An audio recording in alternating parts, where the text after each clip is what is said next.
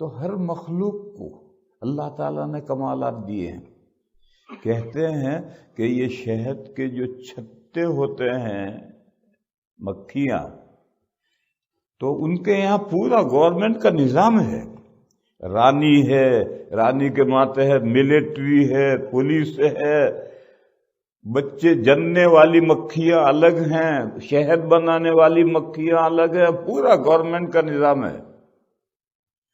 اور جب کوئی مکھی چارہ لینے جاتی ہے تو واپس جب آتی ہے تو اس کو سیکیورٹی سے گزرنا پڑتا ہے۔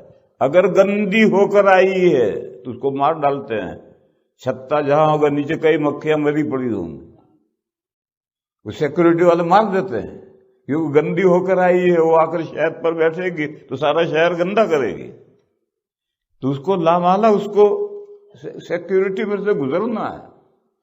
ایسا رس چوس کر آئی جو انسانوں کے لیے مضر ہے تو ابھی سیکیورٹی والے اس مکھی کو مار دیں گے۔ ایسا رس لائی ہے جس کو وہ مکھیاں سب سمجھتی ہیں، لیکن کبھی غلطی ہوتی ہے، تو اگر مضر پھل کا رس لائی تو خود مار ڈالیں گے، مفید پھل رس لائی تو اس کو جانے دیں گے، اب بیٹھ چل شہد نکال۔ تو پوری گورنمنٹ کا نظام ہے مکھیوں کے پاس میں۔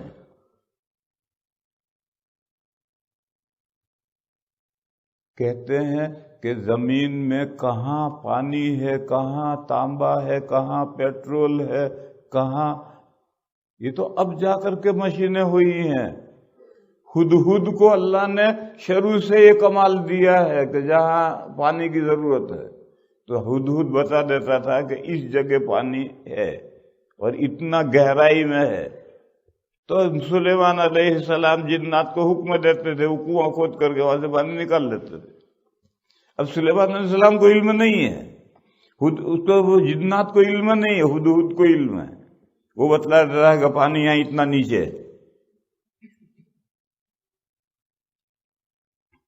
یہ ساری باتیں میں بتلا رہا ہوں، یہ سمجھا رہا ہوں، اور خواہ مخواہ میں یہ تفصیل کر رہا ہوں۔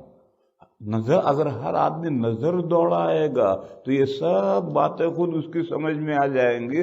میں تو یہ سمجھانا چاہتا ہوں کہ اس کا نام تقدیر ہے، پلاننگ ہے۔ اللہ نے کوئی مخلوق بغیر پلاننگ کے نہیں بنائی۔ پھر ہر مخلوق کے لیے کیا چیز مفید ہے، کیا چیز مضر ہے، یہ بھی اللہ نے طے کر دیا ہے، ازل سے طے کر دیا ہے کہ فلاں مخلوق کے لیے یہ چیز مفید ہے، فلاں مخلوق کے لیے یہ چیز مضر ہے۔ اسی کا نام ہے بھلی بری تقدیر۔ بھلی بری تقدیر اللہ کے تعلق سے نہیں، مخلوق کے تعلق سے۔